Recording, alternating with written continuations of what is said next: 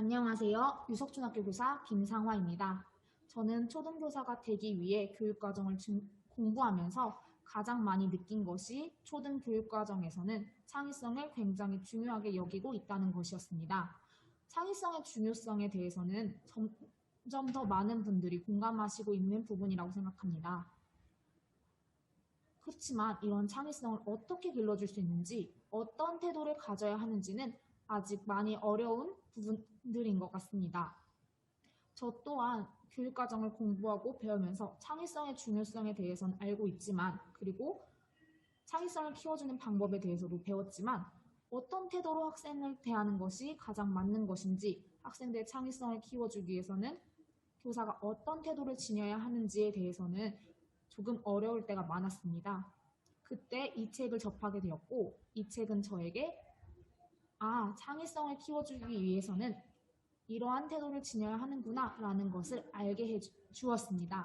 오늘 저는 여러분에게 4차 산업혁명 시대 창의적 인재를 만드는 미래의 교육이라는 책을 소개해 드리고자 합니다. 미래의 교육의 책의 저자는 영재 및 창의력 분야의 최고의 권위자 김경희 박사입니다. 책의 저자는 아이가 가진 창의력을 싹 틔우고 잘 자라도록 하기 위해서는 포에스 풍토가 필요하다고 얘기했습니다.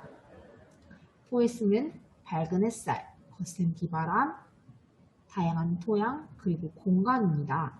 저는 오늘 창의력이란 무엇인지, 그리고 포에스 풍토란 무엇인지, 그리고 포에스 풍토의 태도에 대해서도 함께 다루고자 합니다. 그래서 먼저 창의력이 무엇인지, 그리고 포에스 풍토 중에 하나인 밝은 햇살과 태도, 거센 비바람과 태도, 다양한 토양과 태도, 자유로운 공간과 태도에 대해서 같이 이야기 나눠보고자 합니다. 창의력이란 먼저 서양에서는 예술적인 것으로, 그리고 동양에서는 과학적 발전 또는 발명으로 보고 있지만 실제로는 이것보다 훨씬 넓은 범위이며 창의력은 유용한 것이나 독특한 것을 만들거나 행하는 과정이라고 이야기합니다. 이러한 창의력을 키우기 위한 포에스 풍토 중 첫 번째로 밝은 햇살 풍토에 대해서 알아보고자 합니다. 밝은 햇살 풍토는 아이에게 큰 꿈을 주고 호기심을 격려하는 것이 중요한데요. 아이가 무엇인가를 잘하게 만들기 전에 좋아하게 만드는 것이 더 효과적이라고 합니다. 이런 밝은 햇살 풍토를 만들어주기 위한 햇살 태도에는 6가지가 있습니다. 이러한 햇살 태도들의 특징은 세상을 긍정적으로 바라보며 큰 꿈을 꾸면서 새로운 것에 대해 호기심을 가지고 열정적으로 탐구한다는 것입니다. 햇살 태도를 통해 아이가 미래를 개척하는 이상주의자가 되면서 창의적 사고력, 특히 틀밖의 상상력을 개발할 수 있습니다. 햇살 태도의 첫 번째는 긍정적 태도입니다. 긍정적 태도는 현재 상황에 너무 구애받지 않고 좋은 결과를 예상하면서 최선을 다하는 것입니다. 두 번째로는 크게 보는 태도입니다. 주위의 현실이나 나무 하나하나를 보는 대신 먼 장소나 미래 또는 큰 숲을 보는 것입니다. 셋째로 호기심 많은 태도는 초심자처럼 생각하며 끊임없이 질문과 해답을 추구하는 것입니다.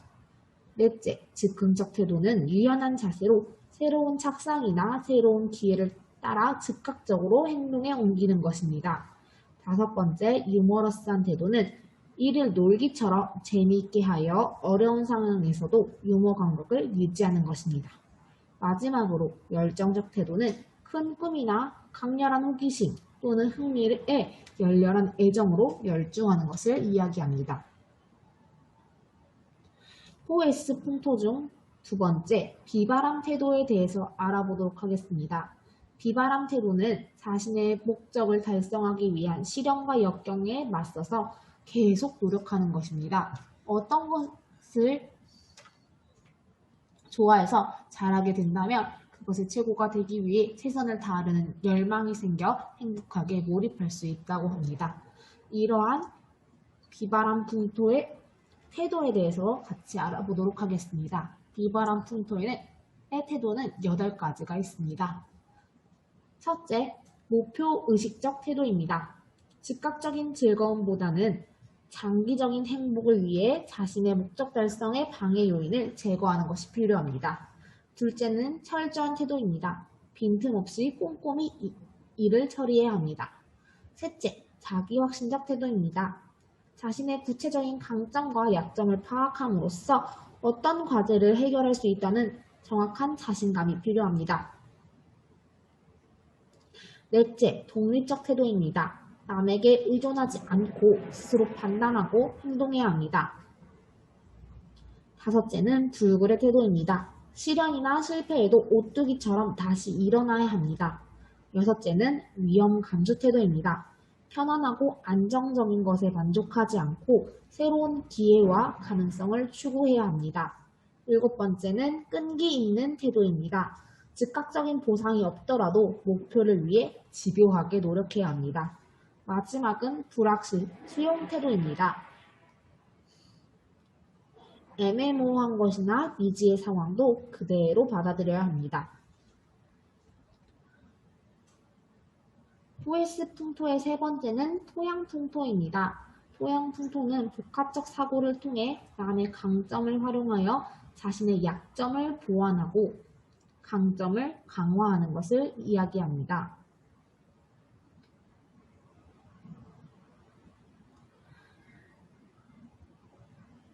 아이가 한 가지 관점만 고수하지 않고 남에게 배우려는 개방적인 태도를 가짐으로써 타인의 강점과 관점으로 자신의 강점을 강화할 수 있습니다. 이런 토양 풍토의 5가지 태도는 다음과 같습니다. 첫째, 다문화적 태도입니다. 자기 문화와 다른 문화의 장단점을 이해해서 개선하는 것이 필요합니다. 둘째, 수완적 태도입니다. 인적 또는 물적 자원이나 기회를 찾아 효율적이고 효과적으로 활용할 수 있습니다. 셋째, 개방적 태도입니다. 이질적인 상황, 사람의 경험, 그리고 관점을 통해 배울 수 있습니다. 넷째는 복합적 태도입니다. 단순한 이분법적 사고 대신에 다양한 상황이나 관점을 고려합니다. 마지막으로는 멘토를 얻는 태도입니다. 남의 강점을 찾아 배우고 남의 비판을 감사히 받아들이며 이를 통해 자신을 개선합니다. 포에스 풍토의 마지막은 자유로운 공감 풍토입니다. 공감 풍토는 아이가 독특하고 깊은 생각을 할 여유와 자유를 제공함으로써 자유로운 생각과 남을 배려함과 동시에 자아를 발견하고 추구할 수 있습니다. 이러한 공감 태도에는 8가지가 있습니다.